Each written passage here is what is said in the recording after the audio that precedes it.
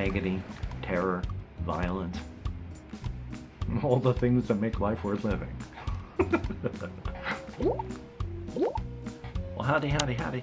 Nearly senior citizen here, greeting his boys, girls, and all of our non-binary friends, and welcome to this, a brand new day. And remember, no matter who you are valid, and I got something coming up to say about that, so thumbs up. It is rainy. It's not altogether that cold.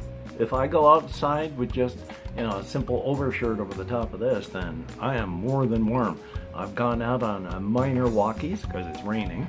And it's supposed to rain all day in the next couple days, so I'll be going out for minor walkies, but largely just staying in my cracker box of a room. That happens. I have some things written down where the only thing that I can read them is on my monitor, which is over there, so I'll be looking over in that direction periodically. But I'm going to start with this one first off. We have, at least in the United States, and I know this happens around the world, there are effectively two kinds of people. And you can do this with everything and every type of person. There's two types of people in the world. Those that divide people into two types of people in the world and those that don't. It's just a way of broad generalizing. But here in the United States, we used to have swimming pools, public swimming pools in cities. Every city had a public swimming pool. But then it was determined in 1964 that just because a person was black didn't mean you could exclude them from using public stuff, so that black people would have to be able to use the public swimming pools just like anyone else. And so across the United States, what they did was, so that black and white people wouldn't be swimming together, they got rid of them all. We have no public swimming pools like this in the United States because rather than having black people swim with white people, we made it so no one can swim. So now there's no public swimming pools in the United States. There's a homeless issue in the United States right now. Homeless people need a place to sleep. They sometimes sleep on benches. All across in places like New York and such, where you go in to catch a train, they got rid of the benches. No one can sit down because homeless people might sleep on them. So rather than a few people sleeping on something, now no one gets to sit down. The only benches we have here in Shelton are uncomfortable and hard to sit on. If you put a bag on the bench next to you, it will roll off and all of your stuff will go onto the floor because a homeless person might sleep on it. Therefore, we have to make it so no one can comfortably sit on it. So we got two types of people. I start off my video saying everybody is valid. And I got a response from the first type of person who's saying that my saying that everyone is valid is all extremes, no nuance, because yeah, that homeless person that does something terrible to your daughter deserves validation. So therefore, nuance is dead and there's only extremes, says the person who threw nuance out the window and went directly to extremes. Just in case one person might get praise that doesn't deserve it, therefore, no one should get praise. We have those same people who say, when you are trying to feed the homeless, you shouldn't do that. You might feed 100 people, but what if there are 2 or 3 people that don't need to eat and they're coming in and they're getting free food for no reason? So you shouldn't feed anybody because those 2 people might get something that they didn't deserve. I like the second type of person who says, okay, that just means we fed 102 people, not just 100. And there's nothing wrong with that. We fed 102 people. You fed no one. We fed 102. We want benches because that helps people sit down and help themselves. And if somebody sleeps at night, that's better than sleeping out in the woods or in the street. I'd rather be the second type of person who'd tell you that you are valid, rather than withdraw the praise from absolutely everyone because one or two people that don't deserve it might get praise. But that's just me. Also on my list over here, one of the big things, I've read this a long time ago and it is true. When I talk about gamers, we can optimize the fun out of any game. And there's a person I follow, Josh Strife Hayes, that on a podcasty type thing with people is talking about just that thing. And they're still talking about it because it's still a thing. And so I was thinking about that because of the way that I play Fallout 3 and up until the Dead Money DLC, the way I was doing Fallout New Vegas. I am deliberately not optimizing. My character has one combat skill, unarmed, both games, because I'd never done that before. Not a rounded character, one combat skill. If she wants to hurt you, she has to run up to you and then smack you with her fist. Yeah, if she hits you, you're going to be liquefied, but she has to get to you. And when I'm fighting a lot of these things out there, I gotta tank my stim packs. Because if I'm just rushing in a crowd of super mutants, yeah, I can make my way through them and just knock them all to pieces one by one. But by the time I get to the first one, I've usually taken a whole bunch of minigun fire because all I can do is run at them and try to dodge. And by the time I get there, that one super mutant I've been running at, well, now I'm in close range for them to be firing their shotgun into my face. So yeah, I gotta tank a lot of healing stuff by the time I get there. But when I get there, that's when my 100 points in unarmed comes into play. No other combat skill. I mean, I have the combat skills, but I haven't put points into them, like energy weapon. I think I've got a 13 in energy weapons and a 100 in unarmed. And the only reason I have any points at all in it is occasionally I have to take out turrets at a distance. And you can't smack them with your fist. Yeah, that gives you a big disadvantage. Because I'm sometimes taking a lot of damage running towards them, and especially when you're trying to take on a Deathclaw. I've talked about how my characters have tanked the chems, then gone one-on-one with the Deathclaw. And it doesn't matter how tanky you've made yourself. If you're going up against a Deathclaw and you can't hit it, it doesn't matter. And they got a much bigger range than we do. So I can literally be running at a Deathclaw, get smacked, knocked backward, my swing finishes, connects with nothing, and then the thing comes up and smacks me again. It doesn't matter how tanked up I am. If I can't hit it, it doesn't matter. So thumbs up on that. What else do I have here on that list? Oh yes, and on the non-optimized, the big reason I've had so much fun, and I'm doing this completely different. Normally I hit a quest and I follow it and then I go on to the next quest and I make sure I've got that and then I go on to the next quest and then I do that. And I do that with every game. It's only been now, these last two games, Fallout and Fallout New Vegas, where I have just been going, okay, I got a quest. It's over in that direction. And then on my way, oh, what's that over there? And then go do that. And then on my way over there, hey, and then go off in that direction. And then eventually, a week or two down the road, I'll go like, oh, wasn't I doing this quest? And then head over there to do that. And then on the way, so completely non-optimized, both in play and in build. Thumbs up for that. It's a good thing. What else do I have on my list? Well, somebody was talking about the albums Everywhere at the End of Time. And I talked about that, boy, about a year ago when all of this first made me bedridden on this side. That is, I was crying again just listening to that. It's a horrifying thing. Look up Everywhere at the End of Time, the audio representation of dementia. Absolutely horrifying. But the other thing, because I think about this one a fair amount, when I'm out of whack and I need stuff to think of, God, I hate ADHD. It's the being a thrill seeker part. Because my character, and I figure every character that is a PC in a role-playing game, you're a thrill seeker, an adrenaline junkie.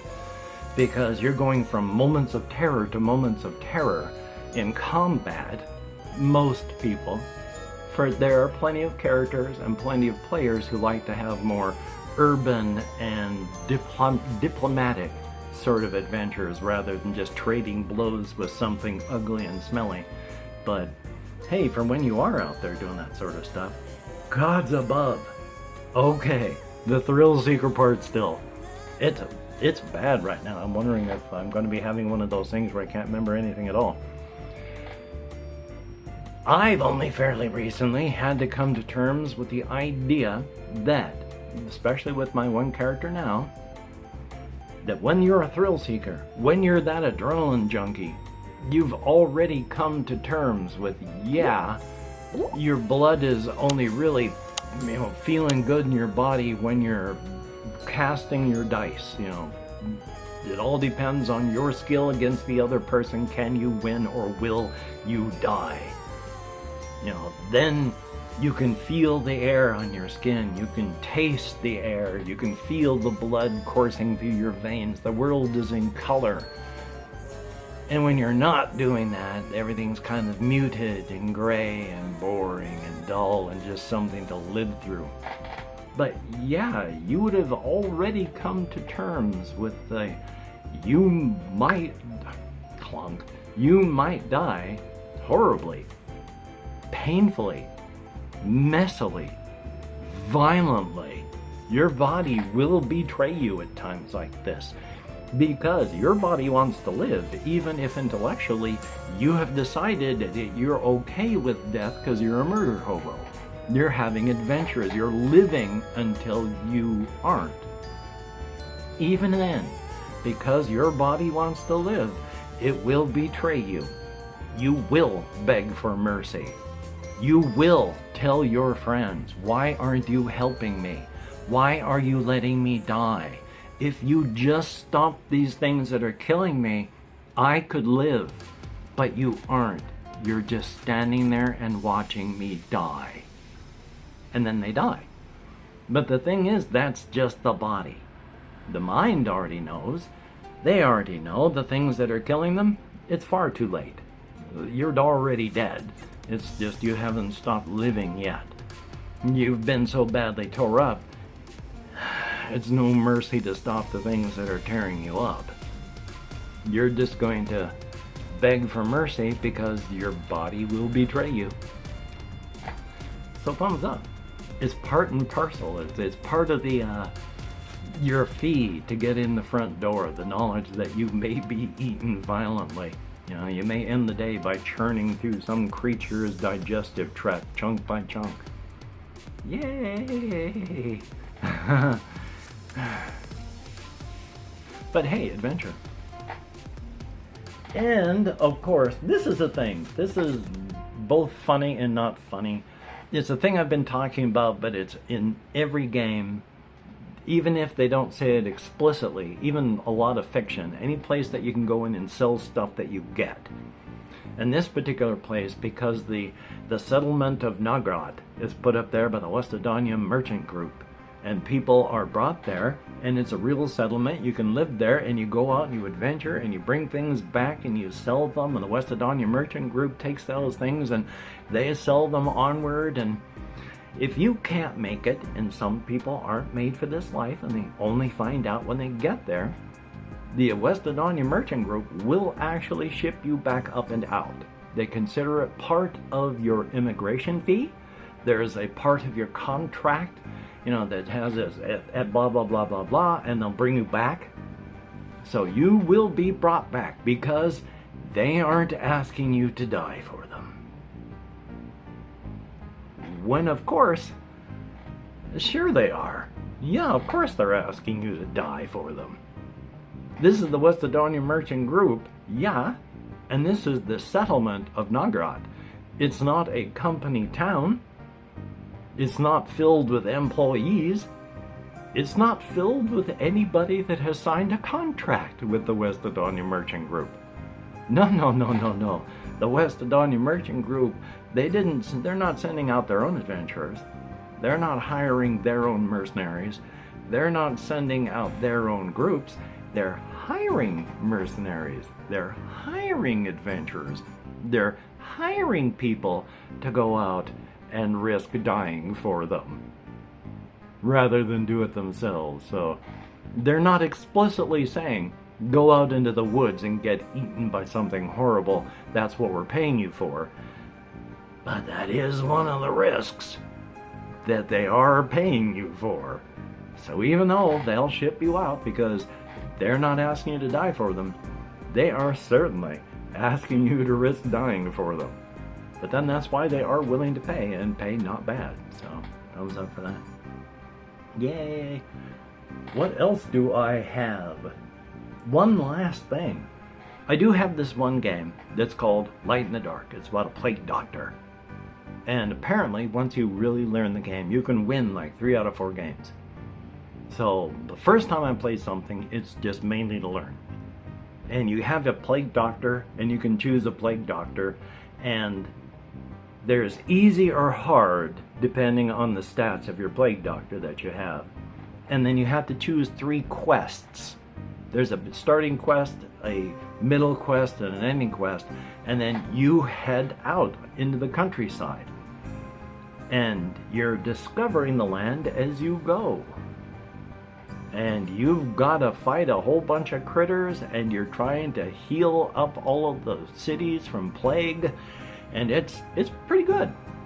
It ran slow, of course, the first time I ran it, and I didn't do a full game, just a couple turns, but you got to be thinking good, because it's another one of these limited number of turns games. There's again, a beginning, a middle, and an end quest. And each one of these quests has a difficulty level, and that just means how many squares are filled in for bad things to happen, because you have to move a time token. And then you have the quest, might be something easy. The first quest I had was you need to defeat three critters, and that solves your quest. And if you can't do it in the first X number of turns in the beginning thing, then you'll never be able to finish it. So that you've wasted a bunch of energy doing nothing. So it's pretty good, and it's again, reserve your resources? Better way to put it, but that works. It's a reserve your resources because you only have that limited number of turns. 20 turns, 3 rounds, and in each round you can move your full movement of your character and then take 1 action, which it could be like fight or heal a countryside or pick up an item, such like that. So it goes fast. Thumbs up for that. Well, past that, I have been still again having a lot of sleeping problems. I'm insomniac. I can't speak English all of a sudden. I've been having a lot of sleeping issues still, both in that I'm falling asleep during the day and having trouble sleeping at night. I slept a little bit better last night. I think I got 3 or 4 hours. That's better than I have been.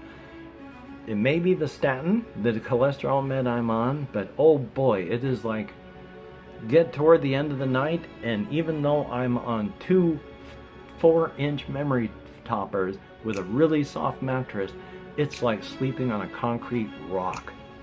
It hurts so much, not just my arms, my hips, my legs. So it's so hard to sleep at night, which means I keep falling asleep in my chair here. Yay!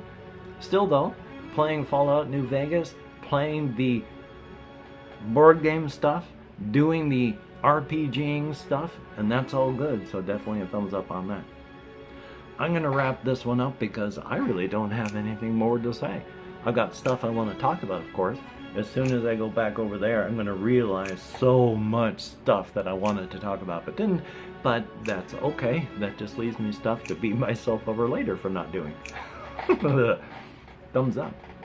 So anyway, if you are a Patreon patron, thumbs up and thank you. Your help is appreciated to no end. Definitely a thumbs up. Without your help, I would be a badly hurting monkey.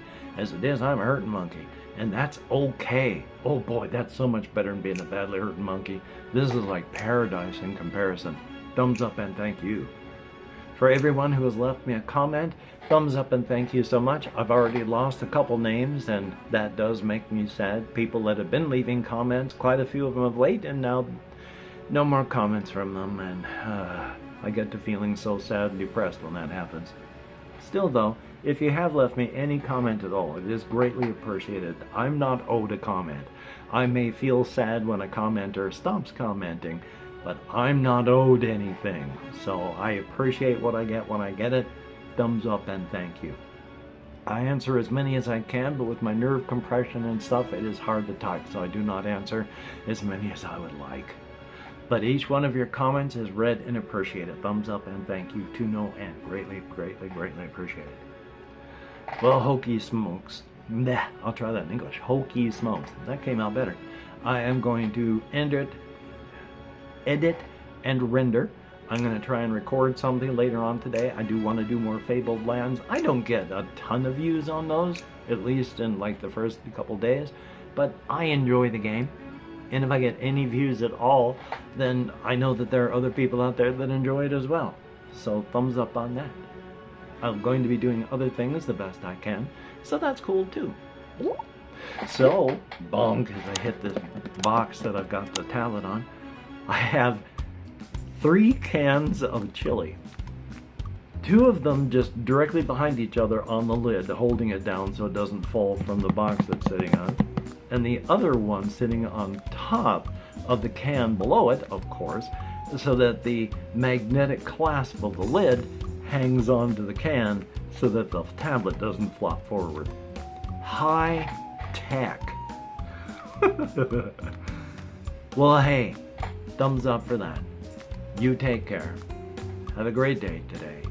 I will see you on the flip side. And that is indeed a very good thing.